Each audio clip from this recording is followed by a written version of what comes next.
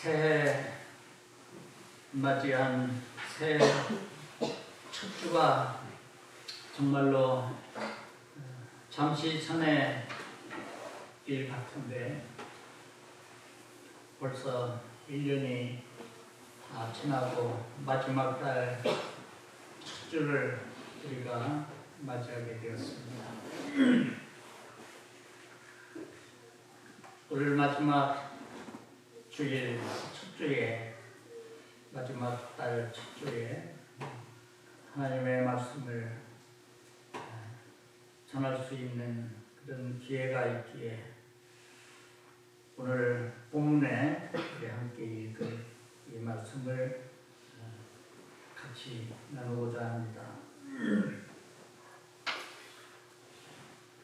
이 전체 4장 디모데후서 4장 전체를 다 읽었으면 말씀을 이해하는 데에 더 유익했을 터이나 편상 요점이 되는 오늘 몇 구절만 말씀을 하고 말씀을 드린 가운데에 4장에 기록된 다른 말씀들과 관련한 진리를 언급하려고 합니다.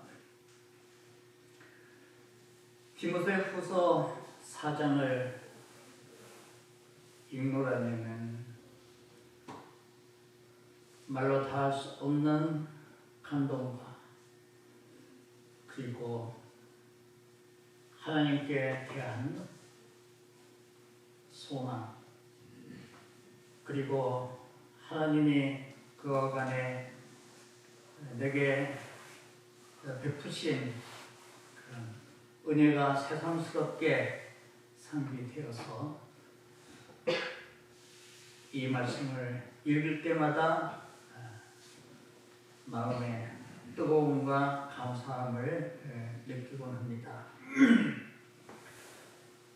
잘 아시는 대로 사도 바울은 예수를 배척했고 또 믿는 사람들을 핍박하고 잡아오게 가두는 일에 앞장을 섰던 예수님께 대하여 아주 적대감을 가졌던 이런 사람인데 그가 다메섹 도상에서 특별한 하나님의 그 역사로 예수 그리스도를 배우게 되고 그래서 사도가 된 후에 그는 자기의 온 생명을 다 바쳐서 주님을 위한다는 것이 다름 아닌 복음을 위하여 온 생애를 불태웠고 마지막에는 그의 생명을 하나님 앞에 드림으로써 순교의 제물로 그의 삶을 마쳤습니다.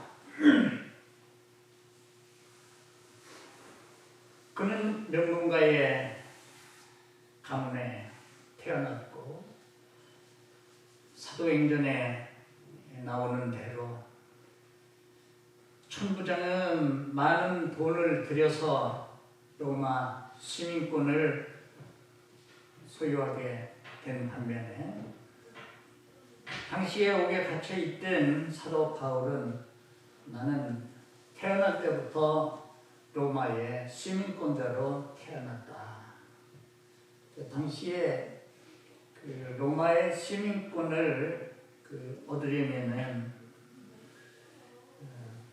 국가에 대한 로마 정부에 대한 지대한 공헌이 있거나 그렇지 않으면은 재산이 많아서 하는 그 재물을 헌납을 하는 그것을 통해서만이 로마 사람이 아닌 이방 민족들은 그 시민권을 획득할 수 있었는데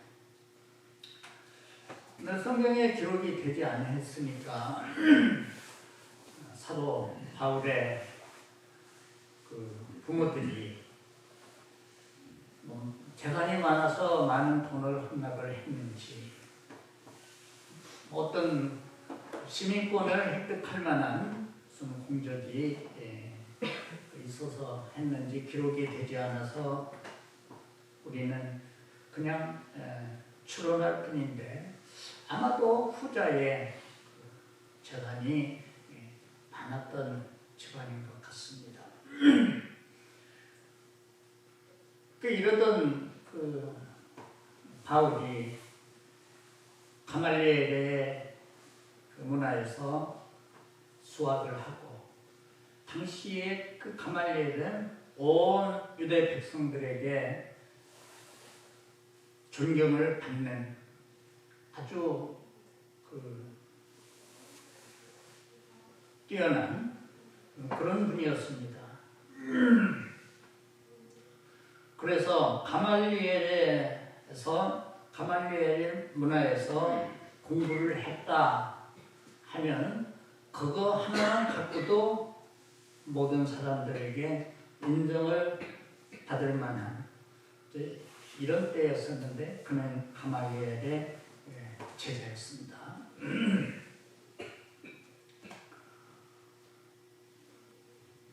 그가 예수를 믿게 되니까 자연히 그 집안에서 핍박을 받게 되었고, 그는 아마도 집에서 문중에서 쫓겨나지 않았나, 이렇게 또 오늘 논문에 보니까 사도 바울에 대해서 그렇게 또 쓴 분이 있습니다. 그것도 성경에는 기록이 되지 않았고, 단지 사도 바울이 고백합니다. 나는 예수 그리스도를 위하여 모든 것들을 다 잃었다. 아무것들을 다 포기할 수밖에 없었다 하는 것을 보면 아마도 그의 좋은 감은 부유했던 그의 모든 환경들, 그게 예수님을 믿고 예수의 제자가 되었다는 그 사실 때문에 다 잃어버리게 된 이런 그 사도 바울이 오늘 우리에게 마지막 때에 감옥에 갇혀서 그는 시시각각으로 다가오고 있는 자기의 죽음을 예감하고 있습니다. 곧 순교죠. 자기의 순교의 날이 시시각각 다가오고 있음을 느끼면서 계절로 치면은 이제 겨울이 되어서 앞으로 상당 기간은 혹독한 그 추위를 겪어야 되는데, 감옥에 갇혀 있는 이 사도 바울은 자기의 지난 날을 회상하면서 그 많은 수많은 위험 가운데서도 하나님이 건져주시고 또 언제나 자기를 보호해 주셨던 사실들을 상고하면서 하나님의 은혜로 자기의 사명을 다한 사실에 대하여 하나님 앞에 참 감사하는 그런 마음으로 충만한 가운데 믿음의 아들이며 제자인 디모데에게 이 편지를 쓰고 있는 것을 볼 수가 있습니다. 그래서 인생의 월동 준비라는 제목을 정했는데요. 월동 준비, 이거는 우리나라의 상황에서 이해가 잘 되는 겁니다. 항상 여름인 상하이의 나라도 지구상에는 있으니까 그런 나라 사람들한테는 겨울을 얘기해봐야 실감을 못 느끼고, 겨울이라는 계절이 있는, 특히 우리는 사계절이 뚜렷해서 봄, 여름, 가을, 겨울에 뚜렷한 계절을 우리들은 가지고 있기 때문에 겨울에 대해서 우리가 말할 때에 우리는 다 경험하는 것이기 때문에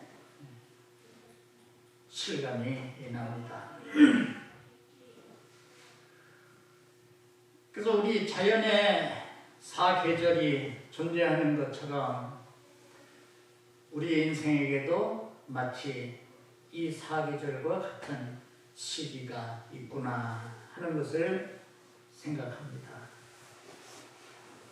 태어나서 어린 시절에 봄이 있는가 하면 왕성하게 활동을 하는 젊은 시절에 여름이 있고, 그런가 하면은 또 열매를 거둬들인 가을이 닥치는가 하면은 혹독한 겨울이 또 기다리고 있다.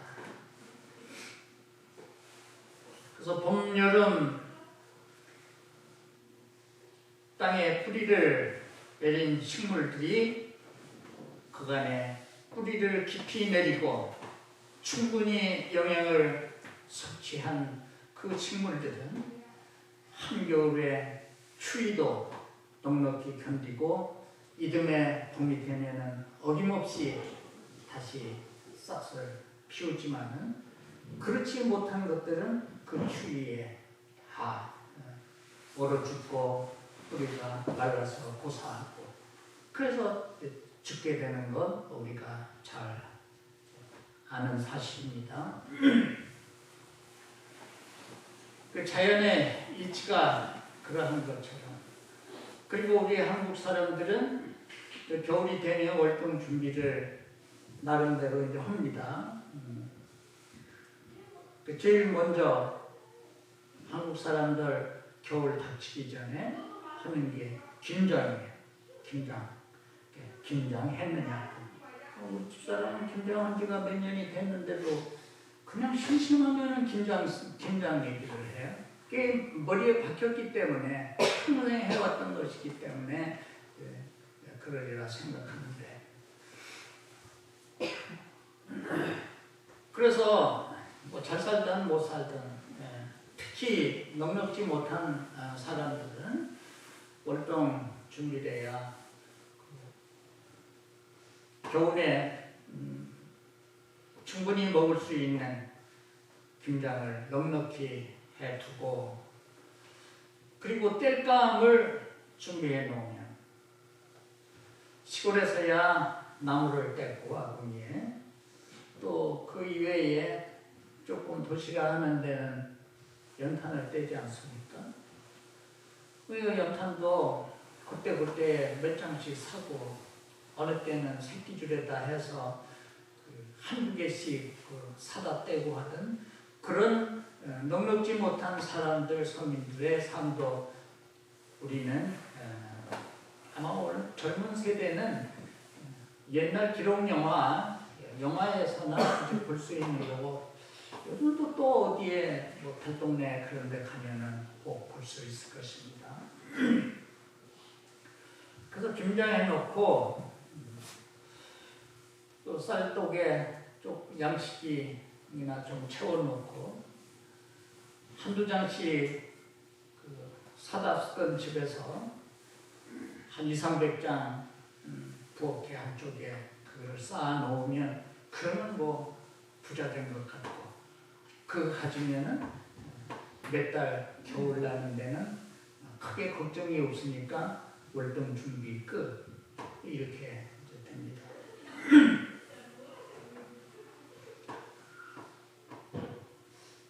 그래서 게으른 사람은 이런 것들을 소홀히 해서, 그전에는 눈도 많이 오곤 했는데 눈 온다고 해서 불 안 뗄 수 없고 밥 지려면 아궁이에 불 떼서 하던 시절이니까 준비해놓은 나무 없으니까 눈이 많이 쌓인 그 산에 올라가서 눈 덮인 산에서 할 수 있는 나무가 뭐가 있겠습니까? 생나무까지. 어디가다 갖다 놓는. 여자들 그거 그냥 연기 나는데 그거 태어나려고 고생을 하고 이게 게을러 그렇거든요. 우리 아버지는 지금 생각해도 그 면에 있어서는 아주 부지런하신 분이에요. 그래서 뒤로 돌아가면은 처녀까지 장작, 바짝 바른 것 다 쌓아놓고, 그리고 나무방에는 다 꽉 채워놓고, 그리고 그때그때 필요한 나무는 그날 한 짐씩 줘도 하고, 그러면 며칠 눈이 와도 괜찮아요. 나무방에 나무가 꽉 차 있고 추녀까지 나무가 장작이 쌓여 있으니까 걱정이 없습니다. 그래서 준비를 한 사람은 똑같은 겨울을 맞이해도 편하게 뿌듯하게 지낼 수 있는 반면에, 그렇지 못한 사람들은 안 해도 될 고생을 하게 되는, 이러한 것들을 우리 겨울이라는 계절을 갖고 있는 우리 한국인들은, 나이가 좀 어느 정도 이상 되는 분들은 다 겪었던 그런 사실들입니다. 근데 이런 것들은 또 몇 달 어떻게든지 또 뭐 견디면은 다시 겨울을 지나가고 하는데, 인생의 월동 준비,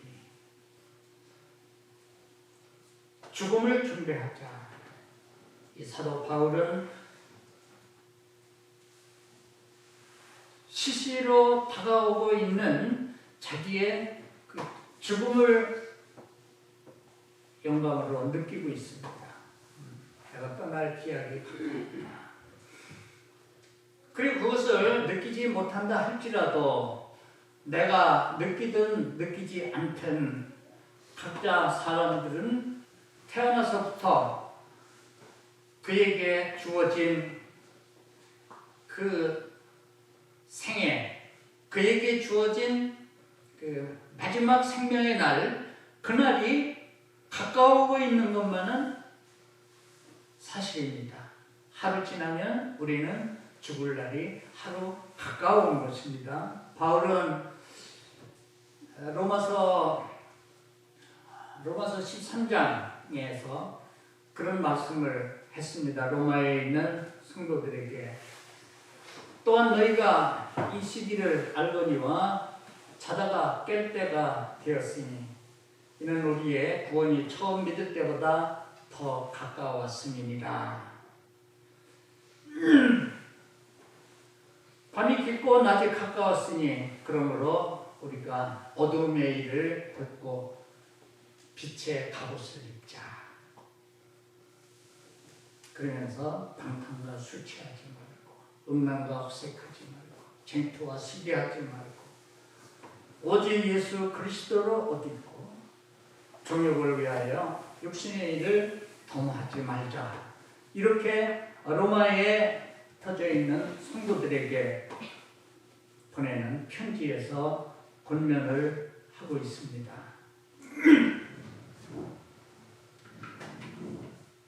죽음이라고 하는 것이 꼭 나이 많아 늙어서만 해당이 되는 것이 아니고, 이런저런 이유로 젊어서도 죽고는 하지만은, 그러나 일반적으로 사람이 나이를 먹어서 살 만큼 살고 죽는 것이 일반적인 것 아니겠습니까? 그러나 죽음에도 여러 종류가 있어서 객사를 한다, 행사를 한다, 어떻게 죽었다, 저렇게 죽었다. 그래서 와석종신이라는 말이 있죠. 사람이 자기의 수명대로 잘 살고 별 탈 없이 그 생을 마치면은 아무개는 와석종신했다. 그러니까 누구나가 그렇게 와석종신해서 자기에게 주어진 생애를 다 살고 그리고 죽음을 맞을 수 있다면, 이거는 안 믿는 불신 세계의 사람들도 그것은 복된 죽음이라고들 말을 하겠습니다.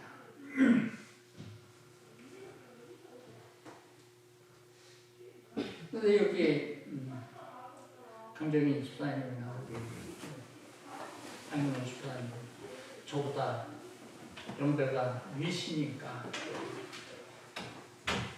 저보다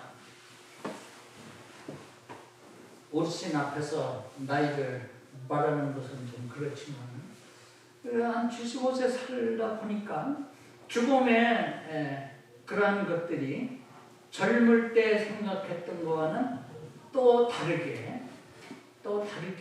다가오고 있는 것만은 사실입니다.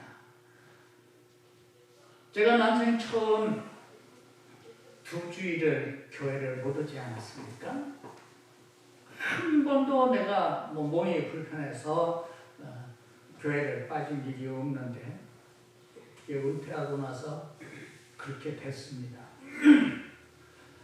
그 어간에 제가 혼자 생각하니까 이래다가 죽을 수도 있겠구나 그런 생각이 드는 거예요. 그렇지 죽는 날을 누가 알겠는가. 이래서 죽고 저래서 죽고 하는데 나는 이렇게 죽었으면 한다는 바람이 있고 그런 기도를 드리는 것이 사실이지만 어디 꼭 내가 바라던 대로 그렇게 죽는 것이 쉽겠습니까? 하나님은 그렇게 해주시면 되겠지만 그래서 내가 우리 집사람 앞에 놓고 이런 말을 했어요. 당신 내가 하는 말 농담으로 듣지 마라. 뭔 말을 하려나 하고 눈이 동그랗게 쳐다봐. 당신도 조금이라도 좀 정신이 좀 맑을 때에 내가 이 말을 하는 것이니까 잘 간직해 들으라고. 이 양반이 뭔 말을 하려나 하고 좀 궁금했을 거예요. 근데 그 얘기를 한 겁니다. 당신 입버릇처럼 하는 게 우리는 동갑내기니까 죽을 때도 똑같이 죽게 되지 않겠는가. 그랬으면 얼마나 그래서 그거는 참 정말 로또 당첨보다도 어려운 일이고 길이 없는 것은 아니지. 사고로 둘이 똑같이 한날 한시에 죽을 수는 있지만은 그거 사고로 죽으면 되겠느냐. 차이가 있게 되는데 누가 먼저 죽을지는 이거는 모르는 일이고 가정을 해서 내가 먼저 죽을 수도 있고 당신이 먼저 죽을 수도 있다. 근데 내가 먼저 죽었다고 가정을 하면 그럼 당신 혼자 사는 것은 불가능한 것이니 그러면 아들이 데려가든 딸이 데려가든 누군가가 당신을 데려갈 것이다. 그때에 당신은 자식들한테 가서 짐이 되지 말고 그때에는 도와줄 수 있는 시설을 선택을 해야 된다. 생각하기 싫은 것이지만은 그런 현실이 올 수도 있기 때문에 그렇게 되거든 그렇게 해라. 그러나 내가 당신이 먼저 죽고 내가 늦게 죽고 또 거기에 더해서 내가 기력만 허락이 된다면 내가 끝까지 당신을 보살필 것이니까 거기에 대해서는 아주 안심을 해도 된다. 나도 그게 불가능해지면은 그때는 두 사람이 똑같이 시설을 선택해서 갈 것이고 그래서 당신이 먼저 죽게 되면은 그렇게 하고 먼저 죽고 내가 나중에 또 나도 또 그런 상황이 되면 나 또한 내 스스로 그런 도움을 줄 수 있는 거기를 선택해 갈 것이니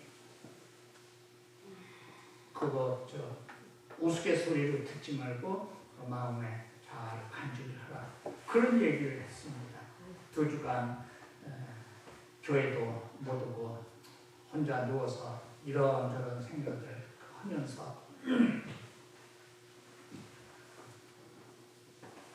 여기 사도 바울이 그 귀한 주님의 종이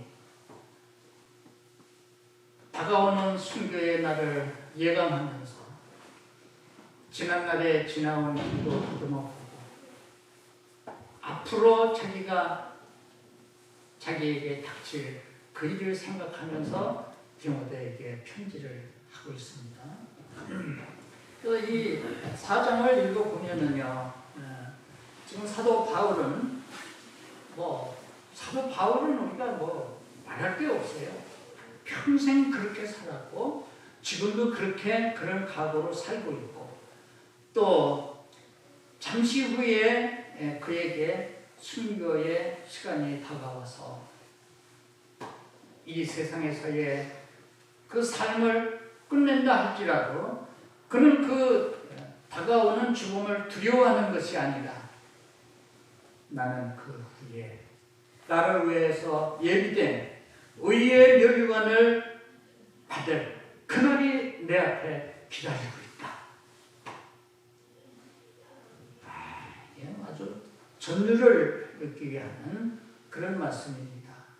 우리 모두가 다 인생의 월등 준비를 사도 바울의 그 삶을 본받아서 나름대로 믿음으로 잘 준비해서 어느 날인가는 우리들의 임종이 멀지 않았음을 우리가 느끼게 될 때에도 우리는 다가오는 죽음에 대하여서 공포만 느낄 것이 아니라 지금까지 나를 예수 그리스도 안에서 축복스러운 삶을 살게 해주셨고 또 내가 그리스도 안에서 복된 죽은 후에 이후에 영원한 주님 나라에서 주님과 함께 누릴 그것을 소망으로 바라보면서 그날을 기다릴 수 있다면 이거보다 더 성공한 인생이 어디에 있겠습니까? 사람마다 생각이 다 달라서 세상에서 이름을 떨치고 그리고 많은 재물을 모으고 많은 사람들에게 그 공명을 떨치는 것을 인생의 성공으로 여기는 사람들도 또 있을 것입니다. 그러나 우리가 조금만 더 깊이 생각하면 그런 것들은 정말 그리스도 안에서 생각하면 가치 없는 것들이다. 사도 바울이 그는 기존에 다 가지고 있었던 겁니다. 그런 것들을 사도 바울이 마음만 먹고 그리스도의 사도가 되지 않았다면 그는 학계로 나갔더라면 최고의 명문대학의 총장자리는 그냥 따놓은 당상이라고 할 수 있겠고 그가 무슨 사업을 했다고 하면 큰 재벌의 회장도 능가할 수 있는 그런 그 실력과 능력을 사도 바울은 한 몸에 다 가지고 있었던 사람이지만은 그러나 그는 예수 그리스도를 위하여서 이 모든 것들을 나는 분토로 여기고 배설물로 여기고 다 잃어버렸지만은 나는 그것을 아깝게 생각을 하지 아니하고 오히려 자기는 영광스럽게 생각했다고 그랬습니다. 왜냐하면 이유를 밝히고 있어요. 예수 그리스도를 아는 그 지식의 고상함이 그런 모든 것들을 다 능가하기 때문에 사람들은 이것도 갖고 싶고 저것도 갖고 싶고 많은 것들을 소유하고 있지만은 그 모든 것들을 다 하고도 남을 만한 하나가 있고 그것을 내가 가질 수 있다면 그 잡다한 것들한테 신경 쓰겠습니까? 그렇죠?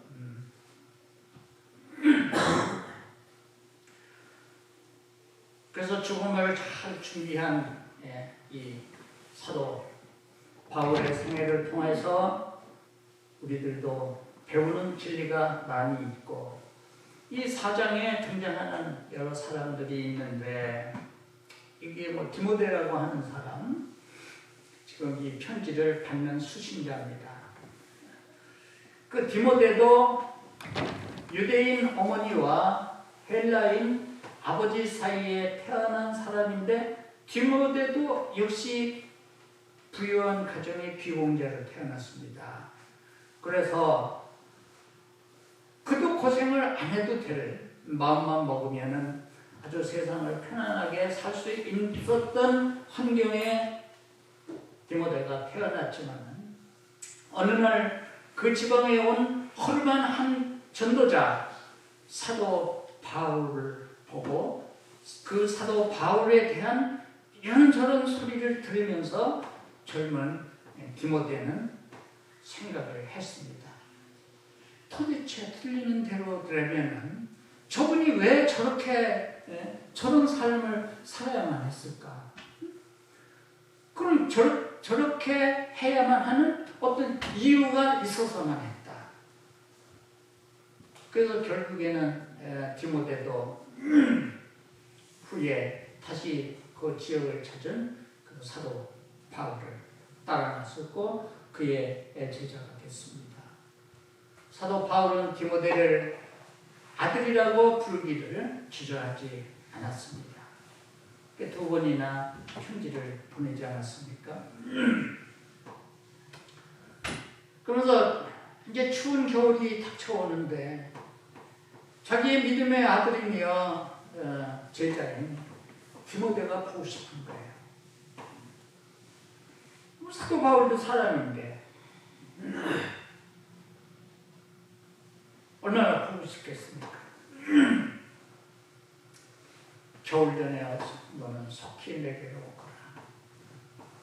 그러면서 배 많은 이 세상을 사랑하여 데살로니가로 갔고 그레스게는 갈라디아로 디도는 달마디아로 그리고 주치의인 누가만 나와 함께 있느니라. 내가 올 때에 드로아의 가보의 집에 맡겨두었던 그 겉옷 그것을 내가 가지고 온다. 그리고 최근 특히 양피지에 가죽종이라고 했죠. 그때는 지금과 같은 가죽이 아니고 이제 양피지. 그게 뭐냐? 성경이거든요.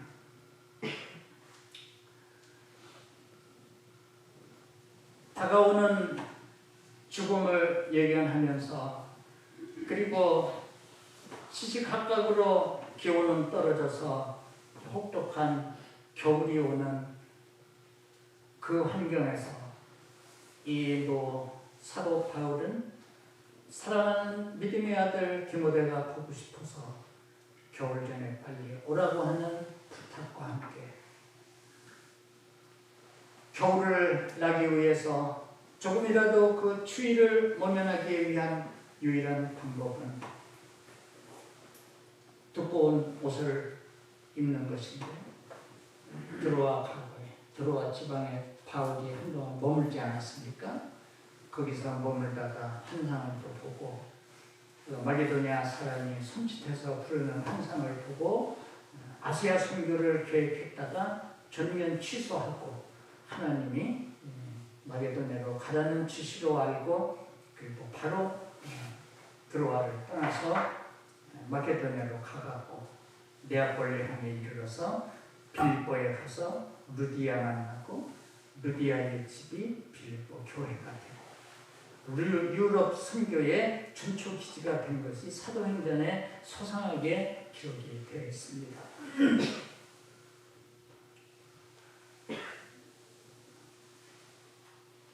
겉옷을 가지고 오거라. 그리고 지금 성령체를 가지고 오거라. 죽음을 눈앞에 둔 사도 바울에게 조금이라도 추위를 면할 수 있는 겉옷 한 벌과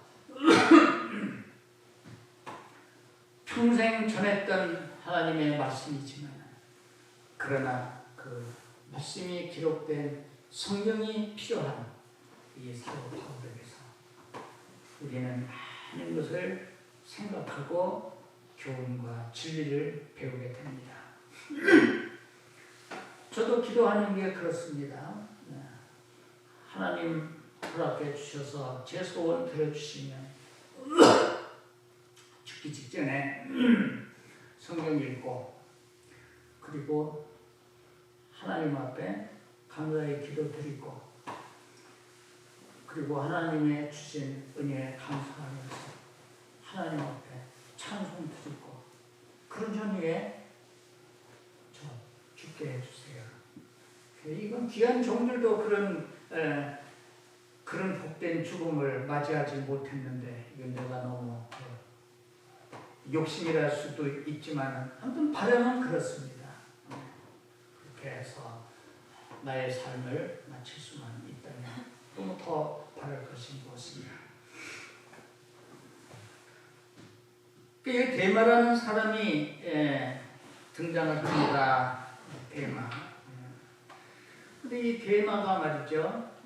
이 성경에 나타난 대로 보면은 처음에 등장을 할 때는 데마는 사도 바울의 동역자로 등장을 합니다. 나의 동역자 마가 아리스타고 데마 누가가 문안하니라. 빌레몬서 1장 24절에 동역자라고 불렀는데 근데 골로새서 4장에 보면 동역자라는 말은 없이 그냥 데마라고만 부릅니다. 아마도 동역자라고 부르기에는 뭔가 사도 바울이 마음이 허락지를 않았다 이렇게 생각이 되고 그런가 하면 이제 이 디모데후서 4장에 보면은 데마는 이 세상을 사랑하여 나를 버리고 데살로니가로 갔고 바울을 떠나는 겁니다. 배신했다는 얘기도 됩니다. 하기야 사도 바울 쫓아다녀봐야 매일 겪는 것은 고생스러운 고통밖에 없으니 아마도 인간적인 생각으로는 바울과 떨어져서 그렇게 사는 것이 좋을 수도 있었기에 아무튼 데마는 사도 바울을 떠나서 데살로니가로 갔다고 그랬습니다.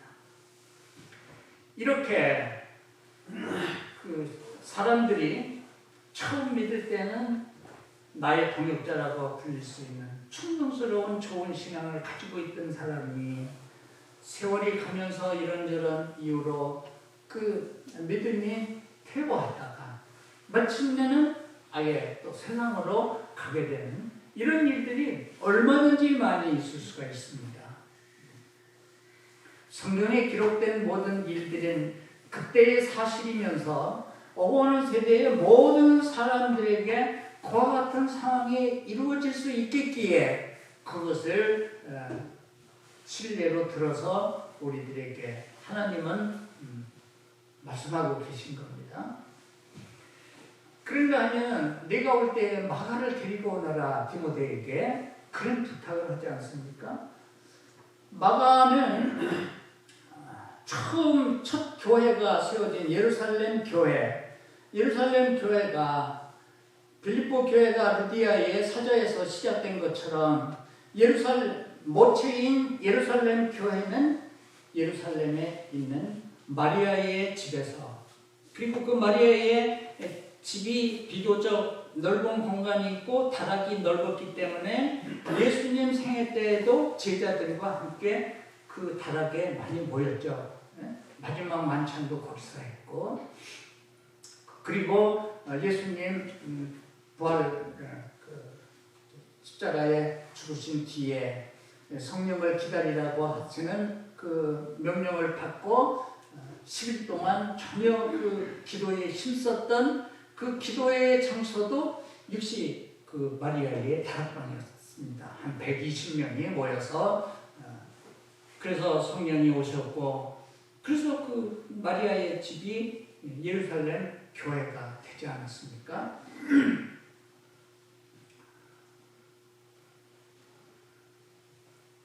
그 마리아의 아들이 마가거든요.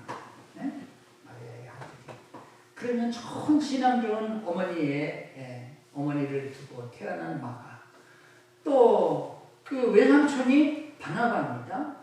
바나바 사도행전에 나온 대로 바울과 아주 파트너가 되어갖고 이방 선교에 아주 그 충성을 했던 안디옥 교회에서 교회를 부흥시키고 그 목회를 했던 바나바가 그의 외삼촌이거든요. 마리아의 동생. 이 마가는 마가복음도 기록을 했죠. 사도는 아니지만. 그런데 이 마가가 처음 사도행전에 등장할 때는 데마와는 반대로 배반자로 등장을 합니다. 1차 전도 때에 자기 그 외삼촌하고 더불어서 외삼촌이 사도 바울과 파트너로 같이 일을 하니까 자연스럽게 거기에 합류해가지고 했는데 반빌리아에서 힘들다고 돌아가 버렸어요. 이 마가가 그 호황스럽게 컸던 사람이 갑작스럽게 바뀐 환경에서 그 힘들고 그러니까 그건 뭐 돌아갈 수도 있겠거니 이해가 돼. 어찌됐거나 도중에서 되돌아갔고 2차 여행을 계획하고 떠날 때에 바나바는 자기 조카기 때문에 데리고 가자는 게 아니라 뭐 필요하니까 마가를 데리고 가자고 했는데 사도 바울이 1차 때에 힘들다고 되돌아간 놈을 못 데리고 또 하느냐고. 아이 그래도 데리고 갑시다. 아예 안 된다. 그래서 둘이 사도행전 13장에 보면은 마가의 일로 바나바하고 바울하고 힘이 다툼이 일어나서 두 사람이 당분간 따로따로. 그래서 바나바는 자기 조카 데리고 다른 길로 가고 또 바울은 바울대로 남은 동역자들을 데리고 따로 잠시 동안 결별을 했습니다. 이렇게 처음에는 신뢰하고 되돌아간 배신자로 등장했던 이 마가가 뒤에 보면은 골로새서 4장 10절에 보면 나와 함께 갇힌 아리스타고와 바나바의 생질 마가가 너희에게 이르거든 그를 청중하게 잘 영접을 하거라. 이리도 보면 이 마가에 대한 사도 바울의 그 마음이 달라졌다는 얘기거든요. 처음에는 괘씸하고 힘들다고 배신하고 떠나가 갇힌 줄 안다니까 했었지만은 세월이 가면서 이 마가는 본인 스스로도 생각을 했었을 것이고 어머니의 권고도 있었을 것이고 그리고 이 마가는 베드로의 사랑을 많이 받아서 베드로의 가르침을 받기 때문에 바울이 디모데를 아들이라고 부른 것처럼 베드로는 마가를 내 아들 마가라고 불렀습니다. 그러니까 베드로에게서 예수님께 대한 많은 것을 배우고 했던 이 마가인지라 그는 마가복음을 기록할 수 있었다 하는 거예요. 주변에서 아무리 그 권고를 했어도 최종 결정하는 것은 본인이 하는 겁니다.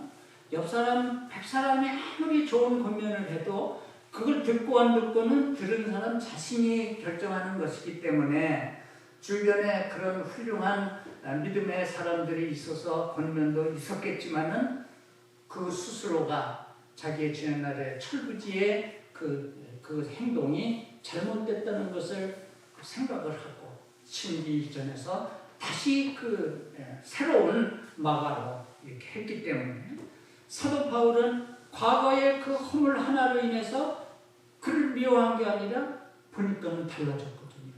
그러면 그때 철부지에 그때 한때 그랬다 싶어갖고 과거는 사도 바울은 언급하지 아니하고 골로새 교회에 마가가 일으켰던 그리스도의 사랑으로 잘 영접을 하라.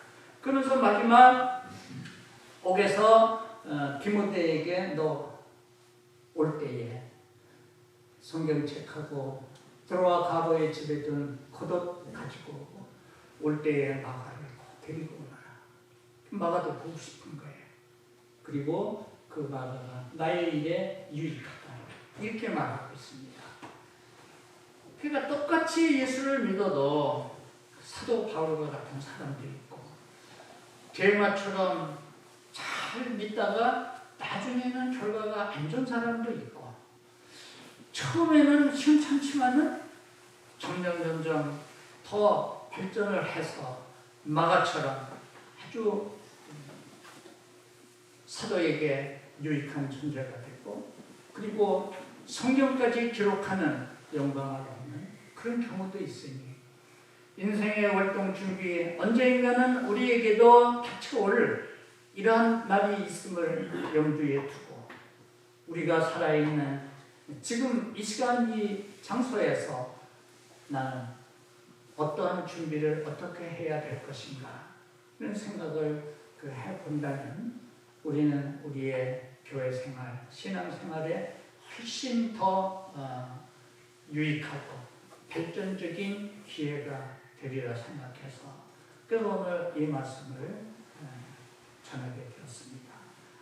부디 준비 잘 하시고 그래서 언제인가는 주 안에서 축복스러운 죽음을 맞이하시고 죽음이 두려운 것만이 아니라 상 받을 날을 기다리면서 가슴 설레이는 학생처럼 또 우승을 해서 시상식을 기다리는 그 운동선수들처럼 주님 앞에 이르렀을 때에 상 받을 그거를 바라보면서 오히려 기뻐할 수 있는 그런 인생의 월동 준비를 잘하는 저와 여러분 되시기를 주의 이름으로 축원합니다.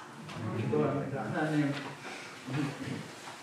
올해의 마지막 달 첫 주를 맞이해서 부족한 것이 또 하나님의 그 말씀을 전했으면 축복하시고 사도 바울처럼 시시각각으로 다가오는 그 죽음을 예견하면서도 오히려 주님 앞에 이르러서 받을 상급을 바라보면서 승리의 기쁨을 만끽하고 있는 사도 바울에게서 우리는 많은 진리를 배우게 하심을 감사합니다.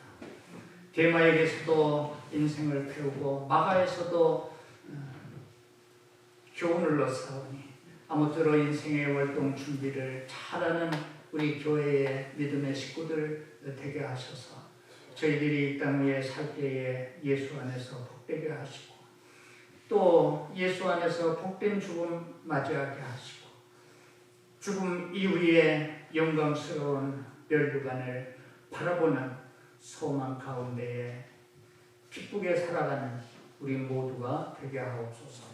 예수님 이름으로 기도드려옵나이다.